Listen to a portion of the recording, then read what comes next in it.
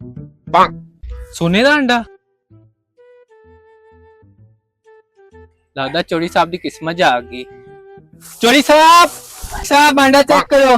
ਇਹ ਸੋਨੇ ਦਾ ਅੰਡਾ ਕਿੱਥੋਂ ਲੈ ਕੇ ਆਇਆ? चोरी साहब अपनी मुर्गी ने दिता। ਆਪਣੀ ਮੁਰਗੀ ਨੇ ਦਿੱਤਾ? हाँ जी चोरी साहब। ਓਏ ਆਪਾਂ ਤੇ ਕਰੋੜਪਤੀ ਹੋ ਜਾਾਂਗੇ ਦਿਨਾਂ ਚ ਹੀ।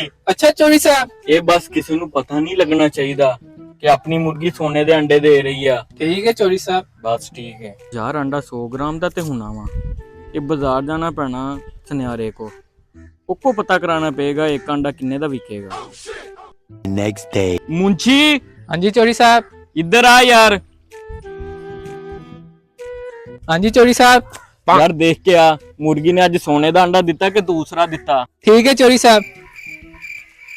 यार आज फिर अंडा मुर्गी ने दिता हमें सोने का। सोने का अंडा चोरी साहब। सोने का अंडा चोरी साहब। ਓਏ ਹੋਏ ਸੋਨੇ ਦੇ ਅੰਡੇ ਦੇਣ ਵਾਲੀ ਮੁਰਗੀ ਐ ਤੇ ਚੱਕਰੀ ਪੈਣੀ ਆ। चोरी साहब हेलो अंडा आज फिर सोने का। ਯਾਰ 2 ਅੰਡੇ ਹੋ ਗਏ। हाँ जी चोरी साहब। ਯਾਰ ਮੈਂ ਕਹਿੰਦਾ ਮੁਰਗੀ ਹਲਾਲ ਕਰਕੇ ਸਾਰੇ ਅੰਡੇ ਇੱਕੋ ਵਾਰੀ ਕੱਢ ਲਈਏ। चोरी साहब कह रहे 1-2 होर देने उन्हें वो भी नहीं देने। ਗੱਲ ਤੇ ਤੇਰੀ ਵੀ ਸਹੀ ਹੈ ਵੈਸੇ। चोरी साहब ऐसे ਆਪਾਂ ਮੁਰਗੀ ਨੂੰ ਨਾ ਬਿਠਾ ਦਈਏ ਅੰਡਿਆਂ ਤੇ। ਯਾਰ ਵਿੱਚੋਂ ਫਿਰ ਸੋਨੇ ਦੀਆਂ ਮੁਰਗੀਆਂ ਨਿਕਲਣਗੀਆਂ। ਜੀ ਚੋਰੀ ਸਾਹਿਬ ਜ਼ਾਰੀ ਗੱਲ ਆ। ਯਾਰ ਗੱਲ ਤੇ ਤੇਰੀ ਸਹੀ ਹੈ। ਇਹ ਉੱਥੇ ਹੀ ਰੱਖਿਆ ਫਿਰ। ਦੋ ਚੋਰੀ ਸਾਹਿਬ ਮੈਂ ਰੱਖ ਕੇ ਆਂਦਾ। ਯਾਰ ਅੰਡੇ ਨਹੀਂ ਇੱਥੇ ਲੁਕਾ ਦਈਏ।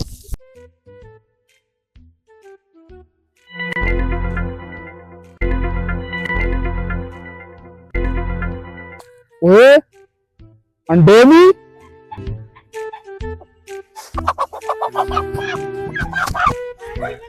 चोरी साहब ਕੀ ਹੋਇਆ? ਖੈਰ ਤੇ ਆ? चोरी साहब अपनी मुर्गी और अंडे दोनों चक्के गए। ਓਏ ਉਹ ਕਿੱਦਾਂ ਚੱਕੇ ਗਏ?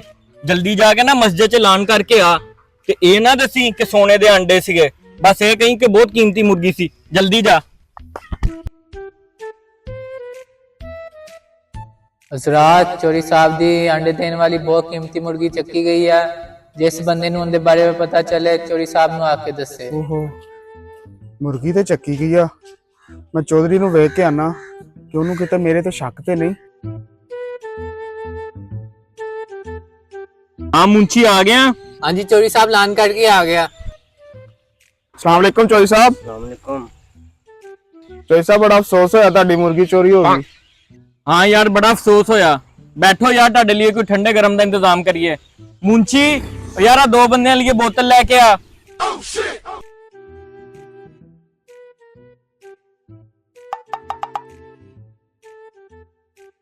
ਚੌਧਰੀ ਸਾਹਿਬ ਬੜਾ ਅਫਸੋਸ ਹੋਇਆ। ਠੀਕ ਹੈ ਯਾਰ ਤੁਹਾਡੀ ਬਹੁਤ ਮਿਹਰਬਾਨੀ ਤੁਸੀਂ ਪਤਾ ਕਰਨ ਆਏ। ਚੋਰੀ ਸਾਹਿਬ ਐਲਾਨ ਕਰਵਾਇਆ ਸੁਣਿਆ ਤੁਹਾਡੀ ਮੁਰਗੀ ਚੋਰੀ ਹੋ ਗਈ। ਯਾਰ ਹਾਂ ਮੁਰਗੀ ਤੇ ਚੋਰੀ ਹੋਈ ਆ ਲੇਕਿਨ ਜਿਹੜੀ ਮੁਰਗੀ ਆ ਨਾ ਉਹ ਸੋਨੇ ਦੇ ਅੰਡੇ ਦਿੰਦੀ ਸੀ। ਉਹ ਵੀ ਕੋਈ ਚੱਕ ਕੇ ਲੈ ਗਿਆ। ਯਾਰ ਚੋਰੀ ਸਾਹਿਬ ਬੜਾ ਅਫਸੋਸ ਹੋਇਆ ਯਾਰ ਤੁਹਾਡੀ ਮੁਰਗੀ ਚੋਰੀ ਹੋ ਗਈ। ਉਹ ਵੀ ਸੋਨੇ ਦੇ ਅੰਡੇ ਦਿੰਦੀ ਸੀ ਯਾਰ। ਓਏ ਹੋਏ ਹੋਏ ਮਿਹਰਬਾਨੀ ਆ ਕਿ ਤੁਸੀਂ ਪਤਾ ਕਰਨ ਆਏ ਆ। ਤੁਸੀਂ ਬੈਠੋ ਤੁਹਾਡੇ ਲਈ ਕੋਈ ਠੰਡੇ ਗਰਮ ਦਾ ਇੰਤਜ਼ਾਮ ਕਰੀਏ। ਚੱਲ ਯਾਰ ਬੈ। ਜਾ ਮੁੰਚੀ ਇਹਨਾਂ ਲਈ ਯਾਰ ਬੋਤਲ ਲੈ ਕੇ ਆ। ठीक है चोरी साहब। ਚਲੋ ਯਾਰ ਕੰਜੂਸ ਚੋਰੀ ਵੱਲੋਂ ਬੋਤਲ ਪੀਣ ਨੂੰ ਤਾਂ ਲੱਭੀ। ਚਲੋ ਠੀਕ ਹੈ ਚੋਰੀ ਸਾਹਿਬ ਅੱਲਾ ਦਾ ਹੁਕਮ।